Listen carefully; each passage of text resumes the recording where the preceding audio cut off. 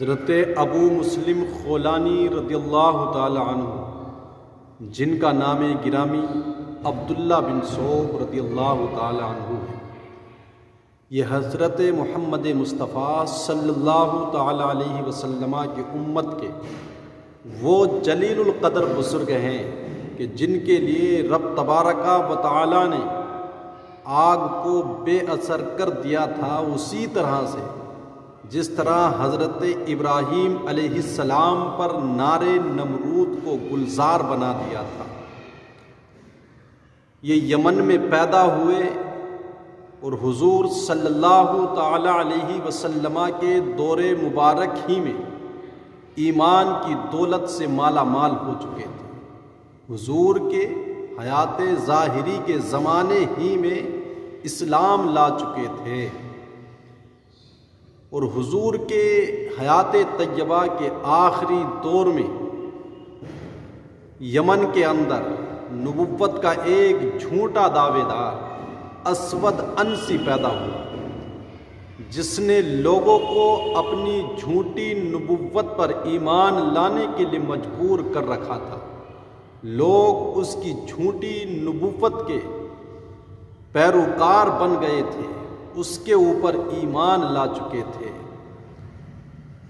اسی درمیان میں اسود انسی نے حضرت ابو مسلم خولانی رضی اللہ تعالی عنہ کو پیغام بھیج کر اپنے پاس بلایا، اور پاس بلا کر کے اپنی جھوٹی نبوت پر ایمان لانے کا کہا۔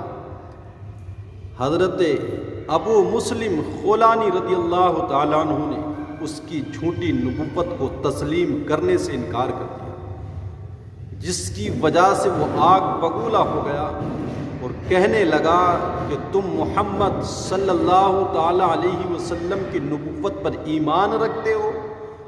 آپ نے بے بانگ دہل ارشاد فرمایا، ہاں۔ اتنا سن کر وہ اور غصے سے طیش میں آ جاتا ہے، اور اس نے ایک بھیانک آگ بھڑکوائی۔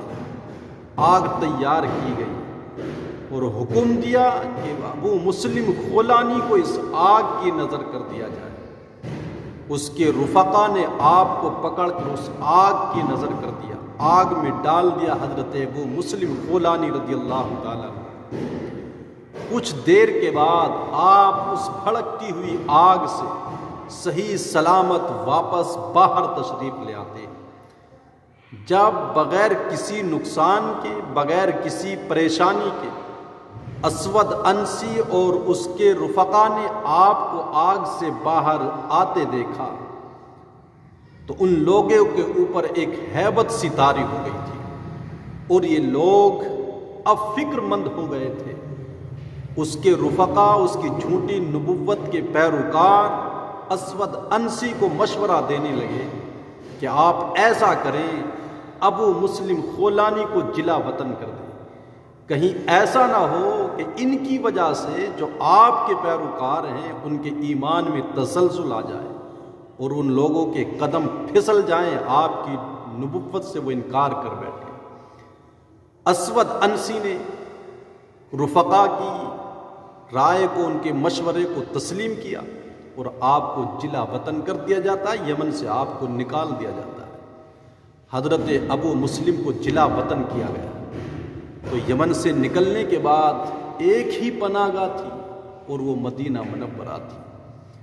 اب ابو مسلم خولانی حضور کی خدمت میں حاضر ہونے کی غرض سے مدینہ تشریف لے آئے، لیکن قسمت کی بات تھی جب تک مدینے پہنچے تو آفتاب رسالت روپوش ہو چکا تھا۔ حضور علیہ الصلاۃ والتسلیم وصال فرما چکے تھے، اور حضرت سیدنا صدیق اکبر خلیفہ بن چکے تھے۔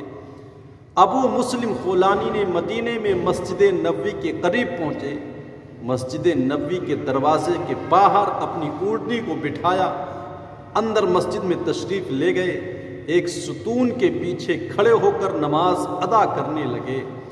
وہیں پر حضرت سیدنا عمر فاروق اعظم رضی اللہ تعالیٰ عنہ موجود تھے۔ جب آپ نے مسجد میں ایک اجنبی شخص کو نماز پڑھتے ہوئے دیکھا تو آپ قریب آئے، سلام پیش کیا، جب وہ نماز سے فارغ ہوئے تو پوچھا کون ہو، کہاں سے آئے ہو؟ ابو مسلم خولانی نے جواب دیا یمن سے آیا ہوں۔ جب اتنا سنا تو حضرت عمر بن خطاب رضی اللہ تعالی عنہ نے ارشاد فرمایا، اللہ کے دشمن اسود انسی نے ہمارے ایک دوست کو وہاں پر آگ میں ڈالا، اس کے بعد وہ آگ سے باہر آ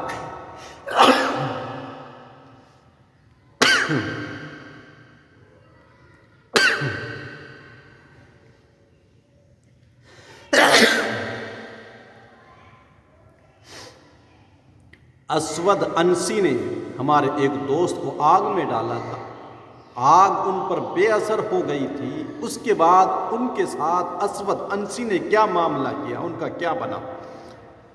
تو آپ نے ارشاد فرمایا ان کا نام عبداللہ بن صوب ہے۔ جب اتنا سنا تو عمر بن خطاب کی فراست اتنی ہی دیر میں اپنا کام کر چکی تھی۔ آپ نے ارشاد فرمایا شاید آپ ہی وہ شخص ہیں۔ ابو مسلم خولانی نے کہا جی ہاں میں ہی ہوں۔ اتنا سننے کے بعد فرط مسرت و محبت سے عمر بن خطاب نے ابو مسلم خولانی کی پیشانی کو بوسہ دیا اور ساتھ لے کر کے سیدنا صدیق اکبر کے قریب پہنچے، آپ کو اپنے اور ابو بکر کے درمیان میں بٹھایا اور ارشاد فرمایا کہ اللہ کا شکر ہے کہ جس نے مجھے موت دینے سے پہلے امت محمدیہ کے اس شخص سے ملاقات کرا دی ہے کہ جس کے ساتھ میرے رب نے وہ معاملہ فرمایا ہے جو سیدنا حضرت ابراہیم خلیل اللہ علیہ نبینا وعلیہ الصلاۃ والتسلیم کے ساتھ فرمایا۔